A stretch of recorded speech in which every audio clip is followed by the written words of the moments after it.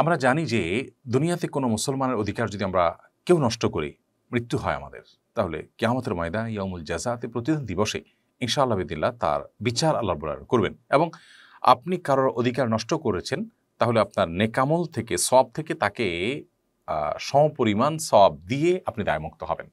আর যদি আপনার সওয়াব না থাকে তাহলে তার গুনাহের দায়ভার আপনি বহন করে তারপর আপনি এই মামলা থেকে নিষ্কৃতি পাবেন। তো এই বিধানটি মুসলমানদের জন্য প্রযোজ্য। এখন প্রশ্ন হলো, অমুসলিমের তো সওয়াবের কোনো ব্যাংক নেই, কারণ যার ঈমানই নাই তার সওয়াব রাখার মতো কোনো ব্যাংকই নেই বলা যেতে পারে। তাহলে সেক্ষেত্রে অমুসলিমের অধিকার নষ্ট করে মারা গেলে তার বিহিত কিভাবে হবে? এর উত্তর হলো যে অমুসলিম তো মানুষ, যদি প্রাণীও হয় আর কোনো প্রাণীর অধিকার নষ্ট করে তাহলে তার বিচার পর্যন্ত আল্লাহ রাব্বুল আলামিন করবেন। আমরা জানি কিয়ামতের দিন প্রাণীদেরকে আল্লাহ তাআলা কোনো বিষয়ে জিজ্ঞাসাবাদ করবেন না। এমনকি তারা কি খেলো, কোথা থেকে খেলো, হালাল হারামের বাছ বিচার তাদের জন্য নেই। কিন্তু একটা প্রশ্নের উত্তর তাদেরকেও দিতে হবে, তা হলো কারোর প্রতি তারা জুলুম করেছে কিনা। যদি করে থাকে তাহলে তার প্রায়শ্চিত্ত তাকে করতে হবে, তার শাস্তি তাকে ভোগ করতে হবে। দেন তার যে পরিণতি সে দিকে সে যাবে, অর্থাৎ তাকে মাটি হতে বলা হবে, মাটির সাথে সে মিশে যাবে। তাহলে প্রাণীদেরকে পর্যন্ত পারস্পরিক অধিকার নষ্ট করার জন্য বিচার মুখোমুখি করা হবে। সেখানে অমুসলিমের প্রতি আপনি অন্যায় করবেন, সে তো মানুষ, তার কোনো বিহিত হবে না, তা তো হতে পারে না, অবশ্যই বিচার হবে। এখন প্রশ্ন হলো কিভাবে হবে?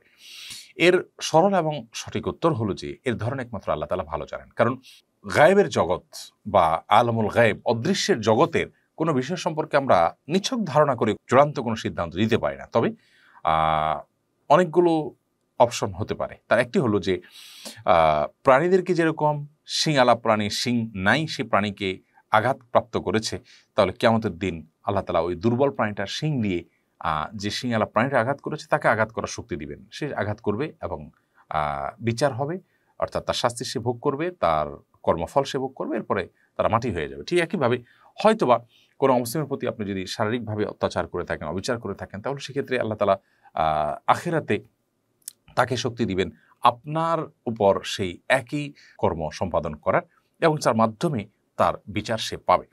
আবার হতে পারে যে তার যে গুনাহ, তার যে পাপ, এই পাপের বোঝা আপনার জুলুমের অনুপাত হারে আপনার উপরে বর্তানো হবে এবং সেটার সাজা আপনি ভোগ করতে থাকবেন।